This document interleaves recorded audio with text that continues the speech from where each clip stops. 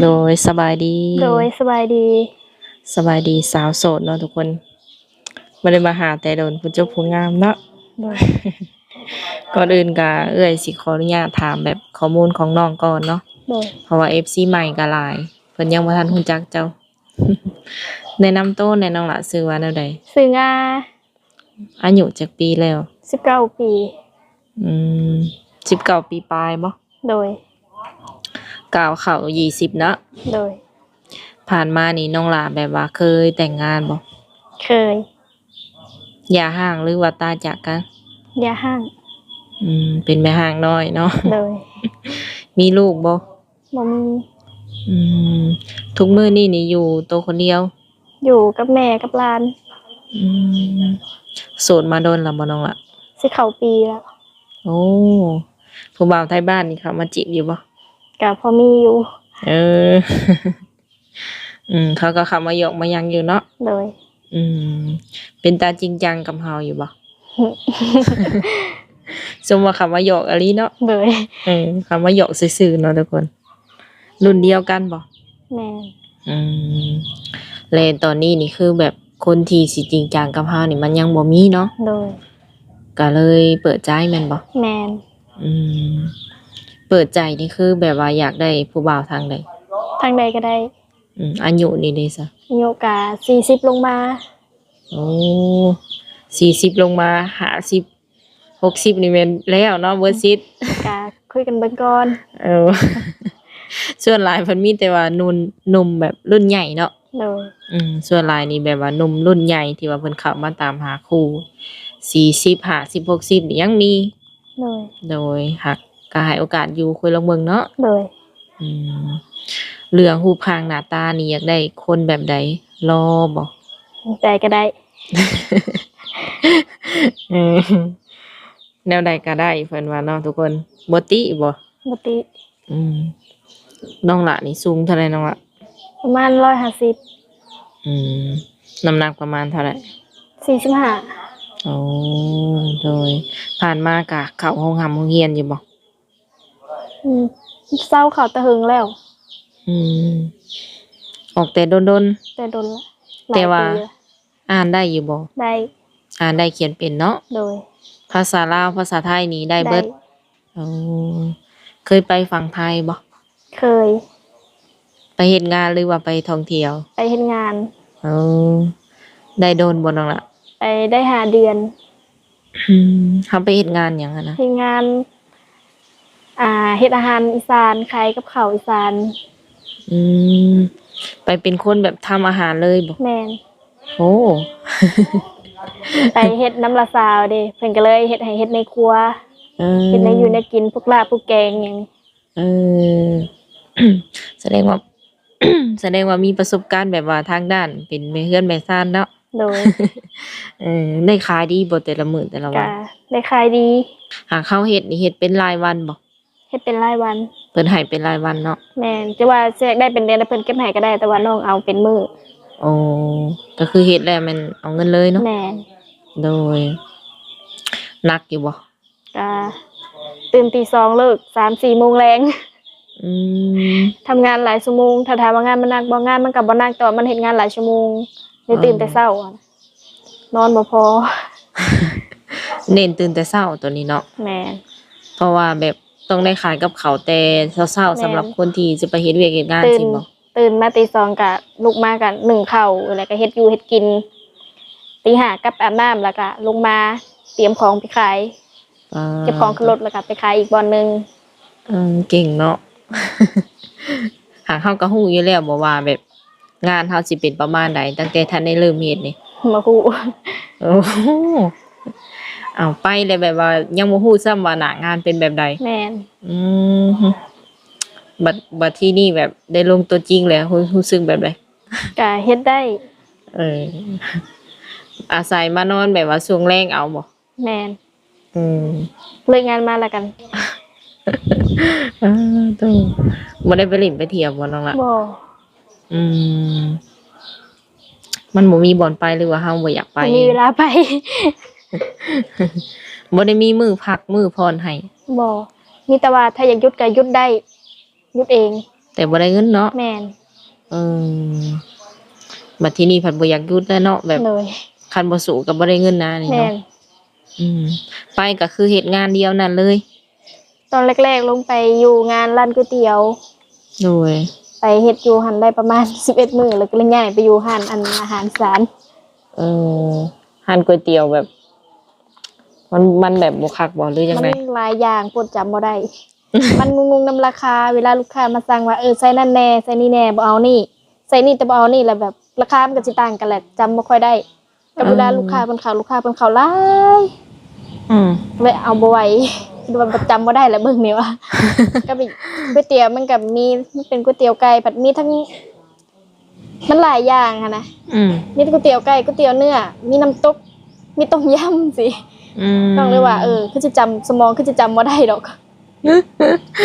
ก็เลยถอยออกมาบ่ แม่น เออบ่คือแบบบ้านเฮาเนาะ แม่นบ้านเฮาก็ก๋วยเตี๋ยวก็คือก๋วยเตี๋ยวเลย เนาะ อันนี้เอานั่นเอานี่แม่นราคามันแตกต่างกันอีก แม่นราคาแตกต่างกันอีก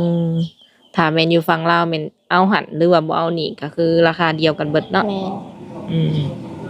ก็ถือว่าได้ประสบการณ์กลับมาบ้านเนาะ เลย กลับมาพักผ่อนบ่นี่หรือว่าแนวใด ตั้งอยากกลับมาแน่เลยล่ะ โดย คือถ้าว่าอยู่คันว่าเบื่อก็ว่าสิลงไปอีกอยู่ อยู่เฮือนเฮานี่อยู่กับไผซะน้องล่ะ อยู่กับแม่แล้วก็กับหลานน้อยคนหนึง เบิดเท่านั้นบ่ แม่ เอออ้ายน้องเจ้าบ่มี มีเขาก็ไปทำงานเอื้อยก็แต่งงานออกไปแล้ว จะเป็นคนที่เท่าใด ที่3ลูกหลานบ่ แม่ คันเจ้าไปแม่ก็ได้อยู่กับหลาน2คนเลย แม่ เออ แฮงสิเหงาเลยเนาะเพิ่นก็บ่ได้บอกว่าแบบให้เฮาอยู่บ้านเป็นหมู่จังซั่นจัง บ ซี่ อกเห็นไปให้มาตั้งแต่มือไปกู เอ้า ไปฮอดปึ๊บโทรให้มาเลย แล้วลูกเอ้ยมาแล้วเฮ็ดบ่ได้อยู่บ่ได้ก็มาเพิ่นน่ะตอนนั้นเฮ็ดงานร้านก๋วยเตี๋ยวได้จมสุแม่พังไปแรกๆก็ยังบ่ชินกับสภาพแวดล้อมประเทศไทยเนาะก็ชีวิตนี่แหละกินบ่ได้ กินบ่ได้นอนบ่หลับนี่แหละเมื่อยแล้วเนาะกลับไปเฮ็ดร้านก๋วยเตี๋ยวมันก็สิคิวน้ำซุปนะมันเป็นก๋วยเตี๋ยวไก่แล้วมันสิคิวน้ำซุปเขาใส่เครื่องจีนเด้ โอ้ มันสิปวดหัวอยู่ตลอดแหละแม่ก็ว่าเฮ็ดบ่ได้ก็ขึ้นมาซะเพิ่นว่า ก็เลยโทรหาละสาวก็ว่าอยากได้คนงานอยู่ก็เลยไปอยู่นำละสาว เลยไปอยู่หันถือว่ายืมเติบเนาะบัดนี้ แม่น แม่เพิ่นก็เป็นห่วงเนาะเพิ่นก็ติดตามตลอด โดย ถ้าว่าอยู่บ่ได้แม่นให้กลับโลดนะเนาะ แม่ ลูกสาวหล่าซ้ำ อยู่เฮือนอยู่ซ่านเนาะเฮ็ดเวียกเฮ็ดงานหยังซะแบบทำแม่เพิ่น มีแต่เฮ็ดของอยู่ของขายเพิ่นเฮ็ดไว้เพิ่นแล้วเพิ่นก็ไปขายคืนนี้ก็เพิ่นได้มาซารีมาก็ต้มให้เพิ่นแล้วก็ใช้เตรียมใช้ตรงนี้เพิ่นก็เอาไปขาย โอ้น้องหลาเป็นคนเตรียมทุกอย่างให้เพิ่น แม่น แม่ก็เป็นคนไปเลาะขายบ่หรือว่าขายตามบุญตามหยัง ไปเลาะขายบ้านอื่นแต่ว่าขายในบ้านเฮามันบ่ค่อยได้ขายเพราะว่าในบ้านเฮาเขาก็ปลูกสินะมันมื้อแต่คนขาย โอ้ ออกไปขายอยู่บ้านอื่น อืม แบบว่า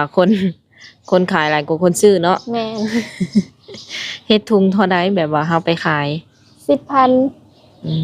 10,000 20 บาทเนาะประมาณนี้ 20 บาท มื้อหนึงได้บ่แสน2แสน ได้อยู่เพราะว่า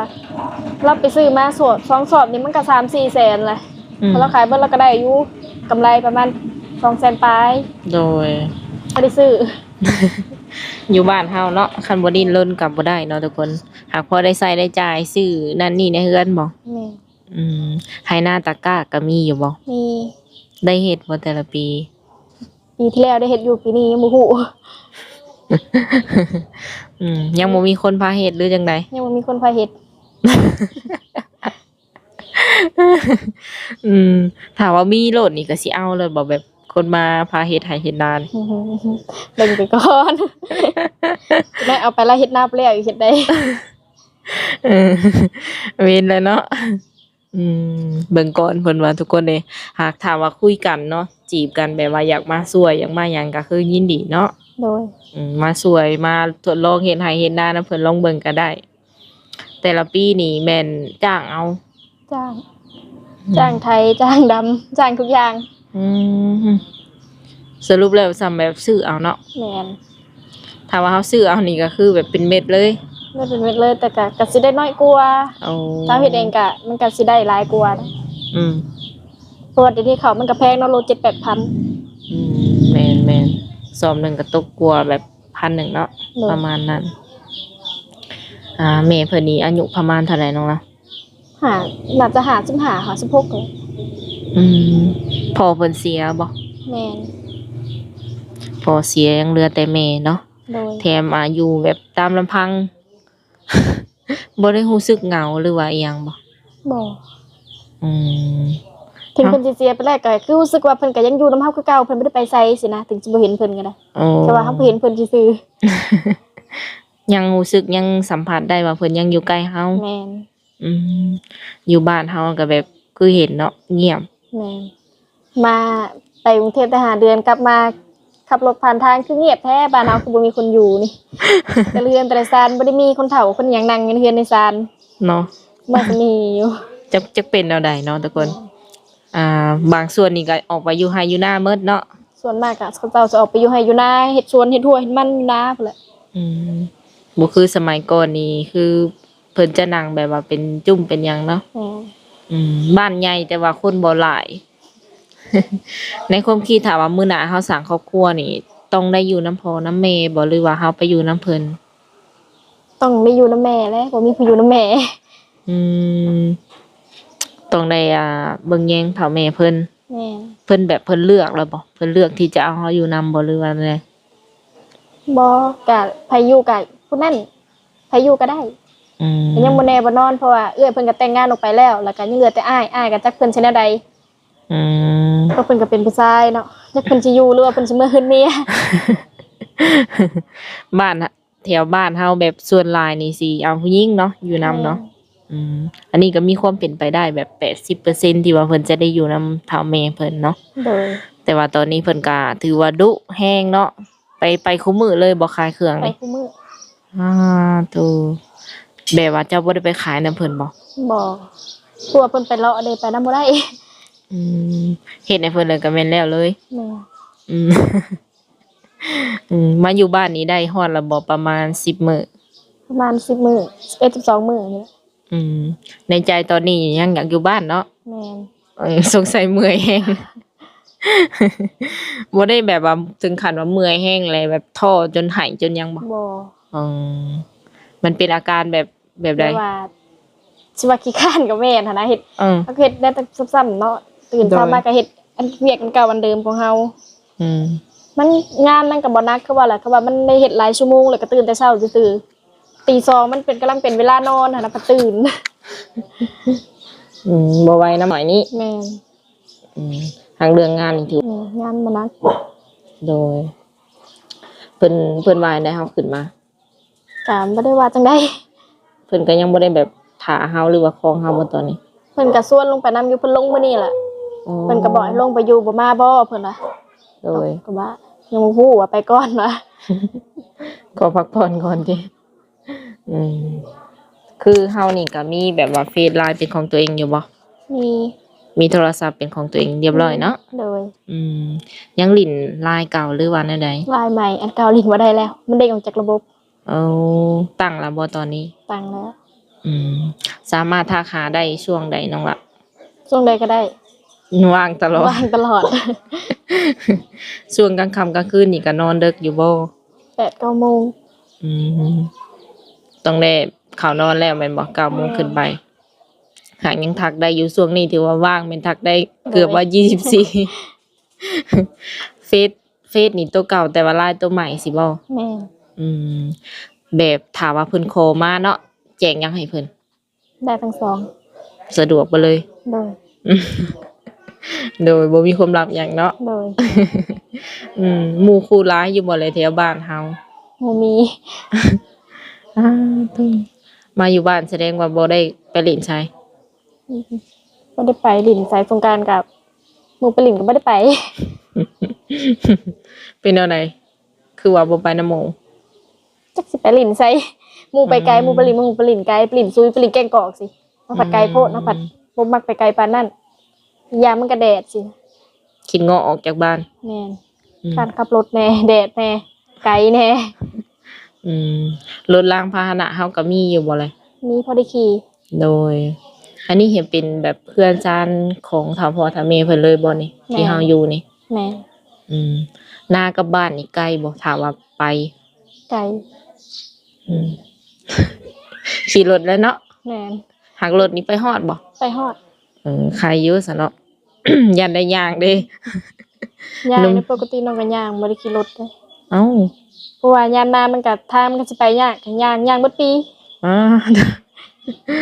ยากจะได้ขี่รถ อืมแบบว่าแล้วก็แบบคิดง้อจูงคิดง้อแบบหิ้วเนาะก็เลยย่างไปดี ลมยามมันค้าอายคนนำทางแน่ ย่างอ่ะซะ เออเพื่อว่าหนุ่มๆอยากศึกษาไว้เนาะทุกคนเนาะมื้อหน้ามื้อไหนบางทีได้มาเล่นมาหยังนํเพิ่นช่วงนี้อยู่บ้านนี่เลยเพิ่นอยากมาเบิ่งตัวจริงได้บ่เนาะล่ะ ได้ ดีๆบ่ ยินดี อืมถามว่ามาฮอดปุ๊บแล้วพามาหาปั๊บนี่สิเจอบ่ น่าถ้าอยู่ก็เจอ หักอนุญาตให้มาบ่สมมุติ แม่ บ่นัดกะ แม่น อ๋อหักเสียงดวงเอานะเนาะ เลย อืม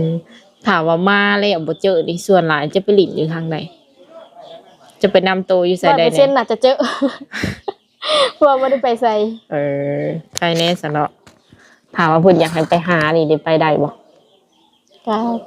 น่าจะไปได้ อืมบัตรเบอร์นี่ก็ยังใส่ได้ปกติบ่ โด เนาะ ย อืมไปได้หรือว่าเพิ่นอยากมาก็มาได้เนาะ แม่ โดยคนที่ว่าเป็นแบบพอมาพอห้างพอหมายบางคนมีลูกติดคือแบบว่าเพิ่นสร้างครอบครัวมาแล้วนี่นะเนาะคิดว่าจะแบบร่วมกับเพิ่นได้อยู่บ่ ได้ เพิ่นมีลูกกับบ่ติบ่ บ่ติ อืมผ่านเนาะ เลย โอเคจ้ะ